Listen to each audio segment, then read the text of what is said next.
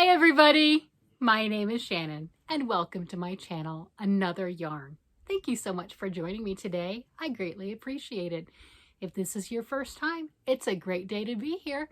Today, we're talking about giving back to the community in one way or the other, coming up with some cause, some creation, something that you can do. So sit back and relax. But before you take off, make sure you like and you subscribe so you can hear more videos and see what's going on in my life and my world of crafting and creative genius. That's funny. And if you're a returning viewer, then you're already used to my crazy antics and everything. So I really appreciate that. And thank you. Thank you for being part of my YouTube family. That sounds weird. Sorry. Anyway, sorry. Maybe it's weird. I don't know. So it's Sunday, and Sunday is affectionately known as Scrubby Sunday, making washcloths and scrubbies and things along that line. All right, so we're doing it for a cause. This series for me has just morphed from just making washcloths and things and donating them to the American Starfish Organization, which is collecting them up until Veterans Day, which is November the 11th, 2023. And they're doing that and they're giving them to the homeless vets. So they're a fantastic organization. I'll have all their information linked down below. I learned how to use the description box. So I'll have that information linked down below. Feel free to check them out. If you'd like to join in, make a washcloth, make a scrubby, send it directly to them. I am not the middleman in any way, shape, or form. You can do it anonymously. You don't have to tell me. It doesn't matter. That is up to you. If you want to show off what you've done, feel free to email me a picture and I can put it on my video and everything and add it as like a little slideshow, but you don't have to. So it started off as that. And as if that's not enough, right? Because they've got tiny houses and wash stations and things like that that they're doing for vets. And this is just another thing to make them feel special, right? You know, these are people that have served our country and they need a hand up. That's it. Just a little bit of help, that somebody that loves them, somebody that cares for them, and, you know, that extra little bit of kindness. So that's what it started out as. And my goal is to continue to make 2 a week up until Veterans Day. And so far I've been able to do it. So the morphing part is not only am I doing that, I'm spotlighting other YouTube content creators or pattern writers or whatever you want to call it. I'm using patterns that I didn't make up in my own head. I can, but I'm using some of theirs just to show different ideas of things and creative opportunities that you might not have seen. So this week, just like last week, I'm working on Tiffany Hansen Crochets, and I'll have her link down below if you want to check some of her stuff out. She's a wonderful YouTube content creator, has fantastic designs and patterns. I went scrolling through specifically looking for stitch patterns and washcloths. Last week I highlighted her washcloth pattern that she had, and this week it is a stitch pattern called the crunch stitch, which pretty sure is same as last week's, but different years on the videos. Anyway, this is the crunch stitch. Isn't that gorgeous? Look at that. Oh my gosh, look at that. Look how pretty that is. It just matches beautifully. So this is the crunch stitch, and it has that fantastic texture, right? I love texture by washcloths, and it looks the same on both sides. The yarn that I'm using is I Love This Cotton by Hobby Lobby. I was able to pick this up when they had their clearance sale. This was 94 cents at the time. Obviously, regular price, regular price was $3.29. I think they're $3.49 now. I'm not real sure, don't really remember.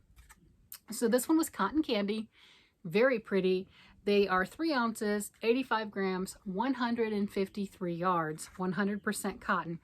So on the washcloth pattern that I did, she had you chaining 31 stitches.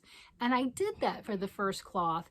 And then to be able to make the second cloth, that was last week, to be able to make the second cloth, I had to chain 27. So the second one was a little bit smaller. So on this one, when I started, I chained 29. So both of them, I chained 29, and I was able to, out of that 153 yards, get both cloths. Very economical, 94 cents, right? Or $3.49, whatever it is now. This is what I had left. That's it. That's pretty cool. So very nice. If you don't already have a kitchen scale, it is wonderful to have that in your crafting arsenal. So I knew the last week when I did the first one with the 31 chains, I knew I wouldn't have enough to do a second one. The ball looked like it was about half, you know, it was close, but the scale told me it wasn't. The scale also told me this week doing this one, even though I was stressing, I didn't trust the process, I shorted it one row, did the entire all the way around and looked at how much I had left and went, I can make it. Ripped out the border, it's just a single crochet border, ripped that out and redid it because the scale told me I had enough. I just didn't trust it. Scale was right. So it's not a bad thing to have. You can get them pretty inexpensive, $10, $15, $20, what have you. You know, look around and it's just a kitchen scale and you look at something that goes down to the gram. Right? You want it to go to the smaller measurements. No, it's not for drug use, but you want it to go down for that smaller measurements so then you can do things like this. And that is, you know, and not stress and not have to not trust the process and rip it back out like I did, even with the scale, because sometimes I'm dense. It's okay. So those are the two that I got done this week, and I'm really happy about that. One of the other things that I've done is I asked everybody here, help me out. Help me find other places to donate. Whether I make something for that other location or not, doesn't matter. You're putting things in the comments and other people are reading them. I'm reading them. Other people are reading them. And these are ideas that are helping us to come up with where we want to spend our time and donate. So I'll tell you a couple of them that I heard of that I just didn't think of. And then I'm starting to collect them. So I've got a couple comments that I've gone through, and one of the commenters, I screenshotted it. There were so many things in it. I didn't have the opportunity to really just, you know, have my brain work on it right then, but I screenshotted the comment because I want to go and look at every resource that she talked about. So one thing is prisons. Some prisons, you know, prisoners, they come in and everything. That's up to you on what you think on that. That's totally fine. But they might come in and it's summertime or something along that line. They have the clothes that are on them. And when they get released, it's colder months. I never would have thought of that. So if you're inclined, that's an option. You can always, if you have a prison near you, I don't know, you can always ask them. So I thought that was interesting. Schools. If you have a child already in school, one of the commenters has an 8-year-old child and they're going to, my words, adopt their child's class, right? And either provide a hat for everyone in the class or doing something where, you know, giving it to the teachers and here's a box of hats or mittens or whatever they're making. And as it gets colder and the kids are going out for recess, they'll at least have something that they can put on. I like that idea. I do have grandchildren. I have a 7-year-old and an 8-year-old, well, 2 7-year-olds right now. One will be 8 in December. Those are my oldest. Those are my oldest granddaughters.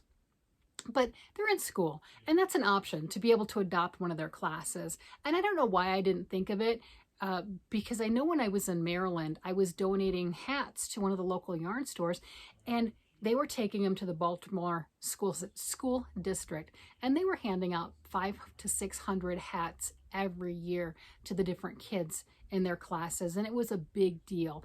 And I thought that was pretty wonderful. And I think when I was in Baltimore, I donated about 40 plus hats, various hats, knit and crochet, things that I like doing.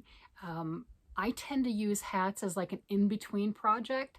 I don't know what I want to make, but I want to make something. So I'll make a hat while I'm thinking of what I want to make.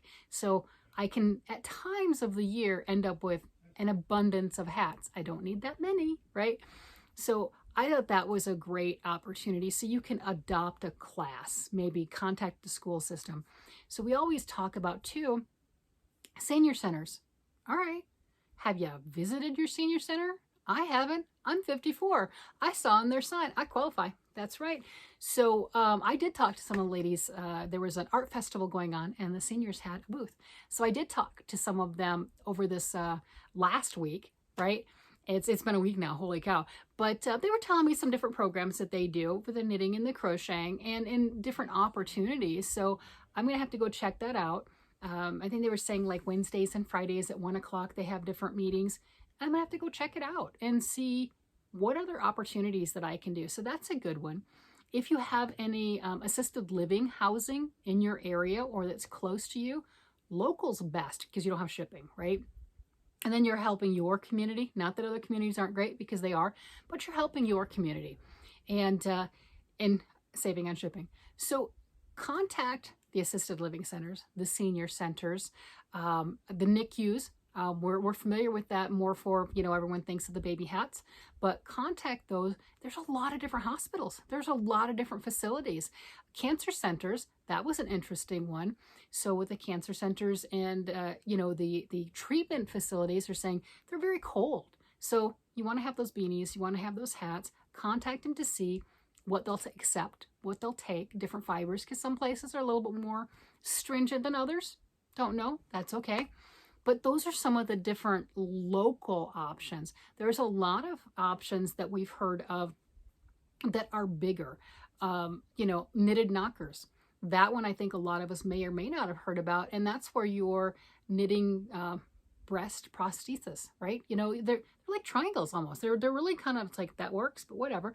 And you're making those, and that person can put that in their bra if they've had a single mastectomy. And so then they'll make them in multiple different sizes and having out of cotton yarn or a nice comfortable yarn. So the website itself tells you what yarns that they do accept and they work with, and the various different colors.